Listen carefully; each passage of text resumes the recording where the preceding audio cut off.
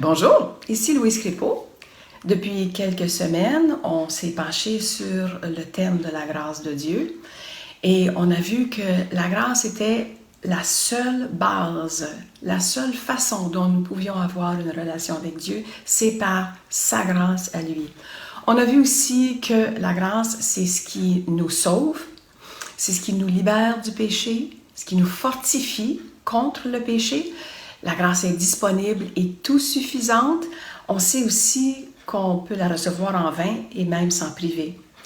Aujourd'hui, j'aimerais qu'on regarde ensemble le fait qu'on peut la rejeter. Au chapitre 2 de Galates, les versets 20 et 21 disent ceci. « J'ai été crucifié avec Christ, et si je vis, ce n'est plus moi qui vis, c'est Christ qui vit en moi, et si je vis maintenant dans la chair, je vis dans la foi au Fils de Dieu qui m'a aimé et qui s'est livré lui-même pour moi. Je ne rejette pas la grâce de Dieu, car si la justice s'obtient par la loi, Christ est donc mort en vain. » Que c'est triste de penser que Christ serait mort en vain, mais c'est exactement ce que ces versets-là nous disent. Quand Christ est mort sur la croix, il nous a amenés avec lui, c'est-à-dire qu'on est mort avec lui sur la croix. Quand on reçoit Christ comme notre sauveur personnel, on croit au fait que quand il a été crucifié, on a été crucifié avec lui et que maintenant on vit par lui, en lui et pour lui. Alors, si maintenant on essaie d'être sauvé en observant la loi, par nos propres œuvres, c'est ce que ces versets-là nous disent, donc on rejette la grâce de Dieu, c'est-à-dire sa faveur non méritée par Jésus, et pour nous, c'est comme si Christ était mort en vain. Galates chapitre 5, le verset 4 nous dit ceci. « Vous êtes séparés de Christ, vous tous qui cherchez la justification dans la loi, vous êtes déchus de la grâce de Dieu. » C'est-à-dire que si on essaie par nos propres forces de gagner la faveur de Dieu, de mériter le ciel, de faire quelque œuvre pour gagner sa faveur, son amour et le salut, c'est en vain. La seule façon d'être sauvé, c'est par Christ, par ses mérites seul, par son œuvre sur la croix.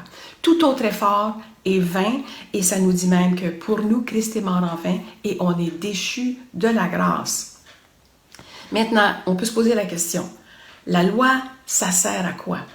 Bien, Romains, chapitre 5, le verset 20, dit ceci. « Quant à la loi, c'est-à-dire l'Ancien Testament, les ordonnances et tout ça, elle est intervenue pour que le péché prolifère.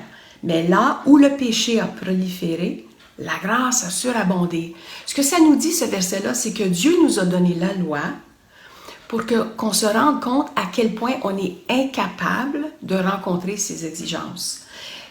C'est toujours l'histoire d'une bonne nouvelle versus une mauvaise nouvelle. La mauvaise nouvelle, c'est que la loi nous sert pour nous montrer qu'on est incapable d'atteindre la justice par nos propres efforts. Mais la grâce nous a été donnée parce que en Jésus, ces exigences, les exigences de la loi ont été rencontrées. Donc, où le péché a abondé, la grâce de Dieu a surabondé. C'est-à-dire qu'elle est plus que suffisante pour non seulement pardonner nos péchés, mais pour aussi nous libérer de l'emprise du péché dans nos vies. Et pour un peu clore l'idée de la grâce tout suffisante de Dieu, j'aimerais vous rappeler du psaume 23 qu'on a regardé il y a un certain temps. Le verset 6 dit ceci. « Oui, le bonheur et la grâce m'accompagneront tous les jours de ma vie et j'habiterai dans la maison de l'Éternel jusqu'à la fin de mes jours. » Pour ceux qui veulent se prévaloir de la grâce de Dieu, ceux qui veulent vivre dans son abondance, elle est plus que suffisante et ici ça dit que le bonheur et la grâce vont m'accompagner, c'est-à-dire que tous les jours de ma vie, j'ai une provision plus que suffisante pour voir à tous mes besoins. Donc, pour terminer ce court survol de la grâce, j'aimerais vous adresser les paroles de l'auteur de l'Épître aux Hébreux, 13-25, qui dit ceci. « Que la grâce soit avec vous tous. Amen. » Alors, je vous revois la semaine prochaine et nous regarderons un autre sujet qui sera tout aussi intéressant. Alors, je vous dis bonjour et à la prochaine.